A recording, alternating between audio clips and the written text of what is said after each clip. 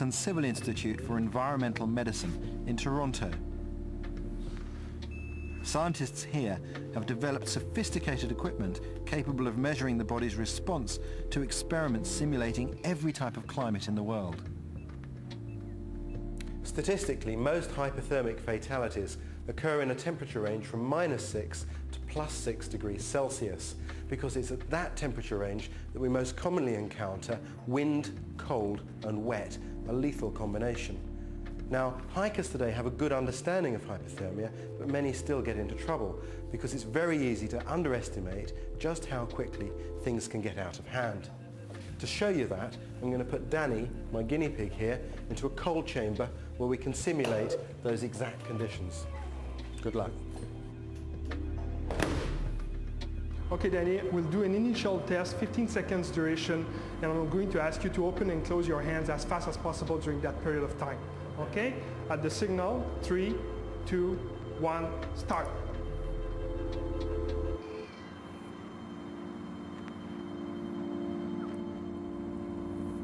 Okay, that's the end. We're simulating a wind speed of 10 miles per hour. Okay, Danny, we'll start the test now. Get ready. It's 8 degrees centigrade and now it's raining. Let's go.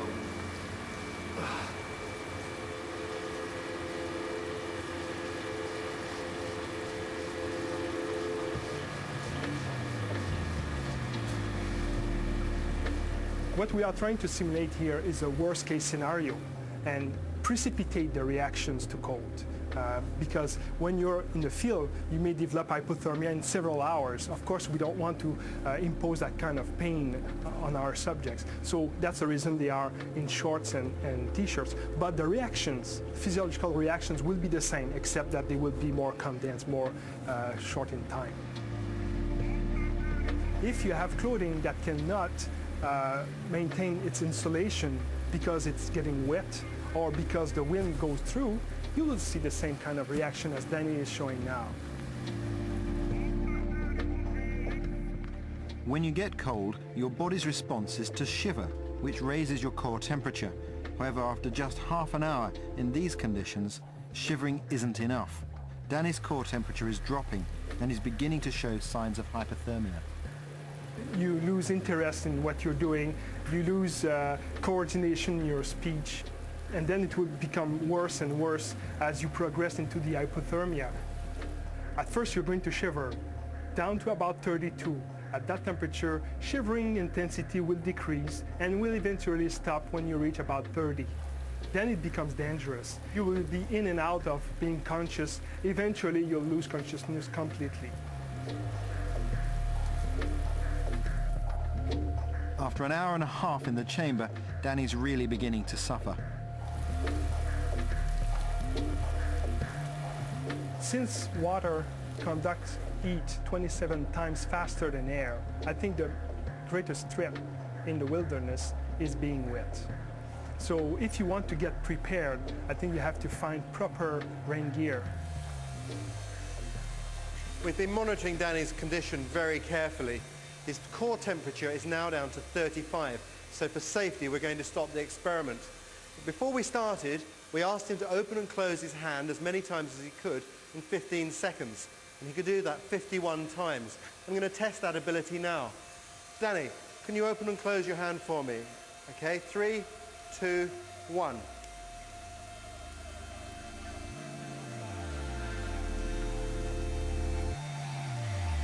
You can see the difference. He's having trouble doing that. He may only manage 10. And that difference can be critical to your life. Now he's in a condition where he might not even be able to open a rucksack to put on warm clothing or even light a stove. Rewarming a hypothermia victim in the wilderness is extremely difficult. That's why I can't overemphasize the importance of learning to recognize the symptoms early on.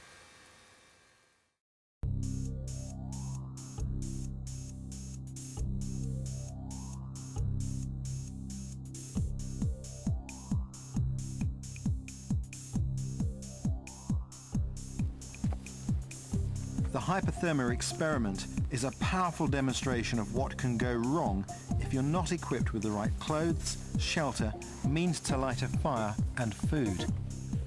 One of the difficulties of surviving in the subarctic forest is the lack of sustaining plant foods. Historically, the people who've inhabited these regions have had to rely on meat, caught either by hunting or trapping. This is going to be a squirrel trap. It's a last resort, but if you travel deep into the wilderness like this, you should know how to feed yourself. The split log is going to form the bottom and the top of a trap which kills by crushing. To hold it open, I've made a trigger out of 3 sticks. 2 of them form a hinged upright support. And they go in there like that. And the last stick is the very fine trigger that holds that in the locked position.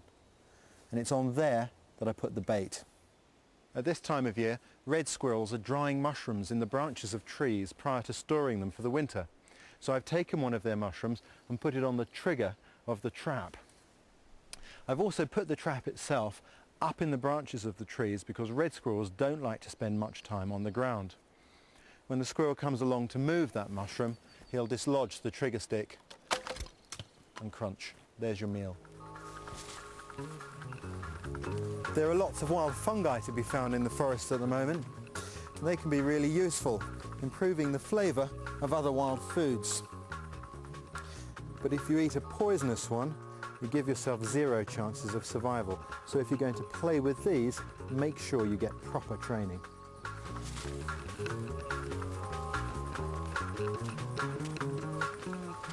Whenever you find little lakes like this, they're real oases in the wilderness. Not only is there drinking water, but there's also a very good chance of getting a feed. Lakes like this are absolutely full of fish.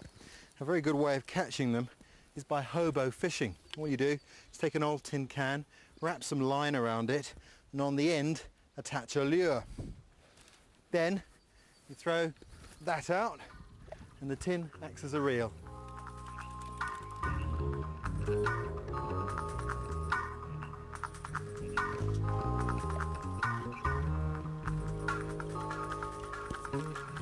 Got one. Come here. Come. It's a little brook trout. Perfect.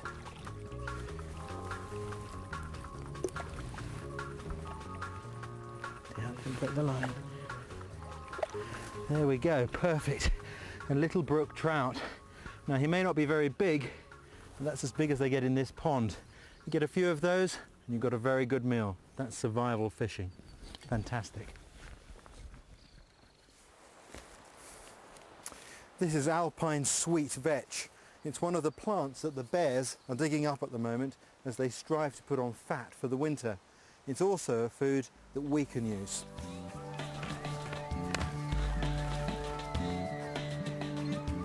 So there we go, there's the root. It may not look very appetizing, but once that's boiled up, it's fine to eat. And more importantly, of course, there's carbohydrate in it. Easy to spot thanks to their flower head. Cattails have been described as the supermarket of the wilderness. The root is loaded with carbohydrate. In fact, you can get carbohydrate from the white parts of this plant in any season of the year, and it's very tasty.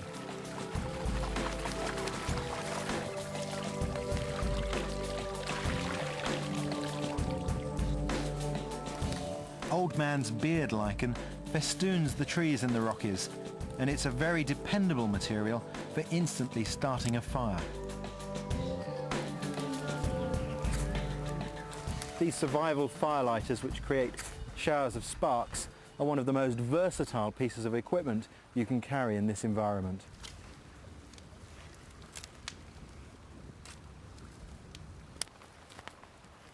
With relative ease, I've managed to gather the ingredients for a very nutritious meal.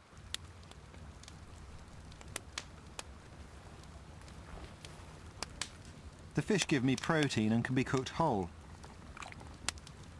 The boleti mushrooms taste best if you dry them out first, and the best bit of cattails is at the base of the root. It can be eaten raw, but tastes much better when it's boiled with other ingredients.